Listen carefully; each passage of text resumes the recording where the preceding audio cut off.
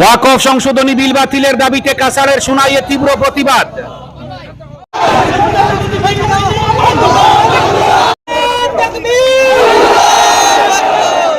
প্রতিবাদে পথে নামলেন শত শত মুসলমানেরা। শনিবার আসাম ওয়াইসি ফ্রেন্ডস ক্লাবের উদ্যোগে ও বিভিন্ন সংগঠনের সহযোগিতায় প্রতিবাদী কার্যসূচি অনুষ্ঠিত হয়। ওয়াকফ বিল বাতিলের দাবিতে প্রতিবাদী জনতা তীব্র দাবি জানান। এ নিয়ে মিছিল করতে গেলে পুলিশ মিছিল আটকিয়ে দেয়। পরে সুনাই ফুটবল মাঠে প্রতিবাদী জনতা জড়ো হয়ে হাতে প্লে কার্ড নিয়ে বিক্ষোভ দেখান। বিভিন্ন স্লোগানে সরকারকে কঠোর সমালোচনাও করেন বিভিন্ন বক্তা। পরে ওয়াকফ বিল বাতিলের দাবিতে রাষ্ট্রপতির উদ্দেশ্যে স্মারকলিপি প্রদান করেন আয়োজক প্রতিবাদী কর্মকর্তারা।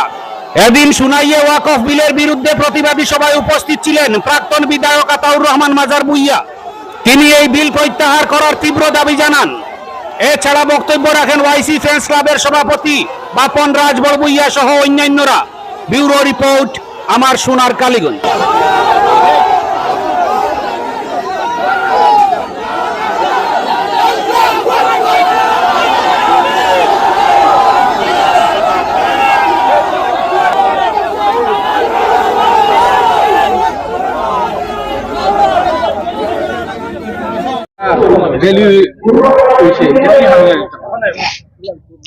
শ্রদ্ধেয় সুধী সজ্জন মন্ডলী, সমস্ত ভারতবর্ষের মধ্যে গত দুদিনে লোকসভা এবং রাজ্যসভায় 2024 সালের বিতর্কিত ওয়াকফ সংশোধনী বিল পাশ হওয়া দেশের পক্ষে অত্যন্ত দুর্ভাগ্যজনক।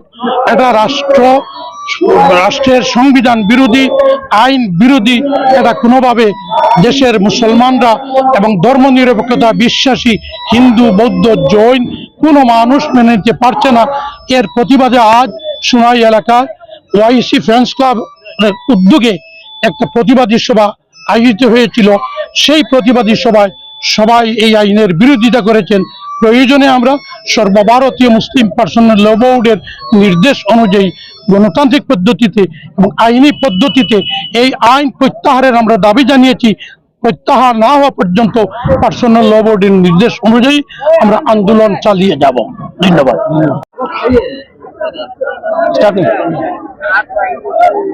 আজকে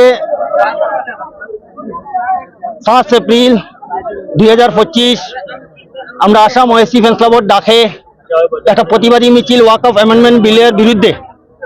যে বিলটা অসাংবিধানিক, যেটা সংবিধানের হিন্দু মুসলিম সবর রাইট টু ইকুয়ালিটি আছে, কিন্তু দেখা গেল একমাত্র মুসলমান সমাজের ওয়াকফ সম্পত্তিটারে ফিনাল লাগিয়া মোদী সরকারে যে বিলটা আইনটা রাত্রের অন্ধকারে রাত্রে 2টার সময় যেটা বিল পাস করছে, এটা আমরা অল ইন্ডিয়া পার্সোনাল ল বোর্ড কোনোদিন মানছে না, মানব না।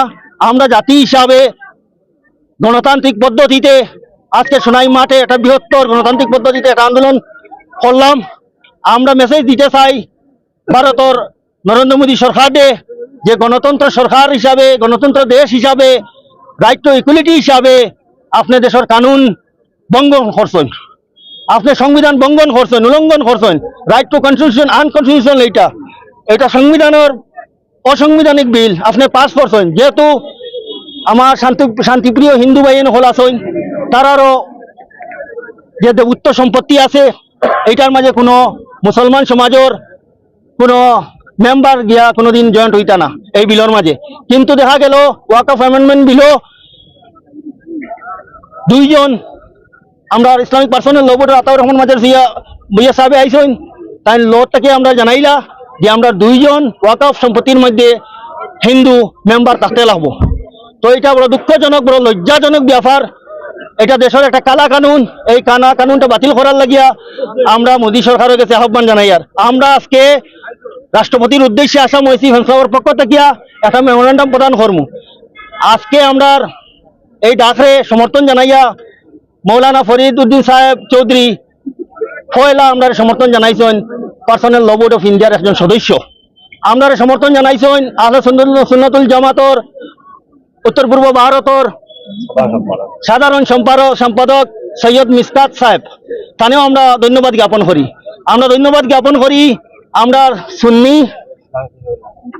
সুন্নি অ্যাসোসিয়েশন ডে, বরাকবলি অ্যাসোসিয়েশন ডে আমরা ইসলামিক শিশু কল্যাণ দনরির বাইন্তরে আমরা সমর্থন করার লাগি ধন্যবাদ জ্ঞাপন করি। আমরা ধন্যবাদ জ্ঞাপন করি আমসার প্রেসিডেন্ট আমার ইকরামা মঞ্জুর বাইরে আর যত বাইনতে জাতি ধর্ম বর্ণ নির্বিশেষে এই সংবিধান বিরোধী বিল আইয়া প্রতিবাদ মিছিল শরিক হয়েছেন তারারে আমরা অশেষ ধন্যবাদ দিই।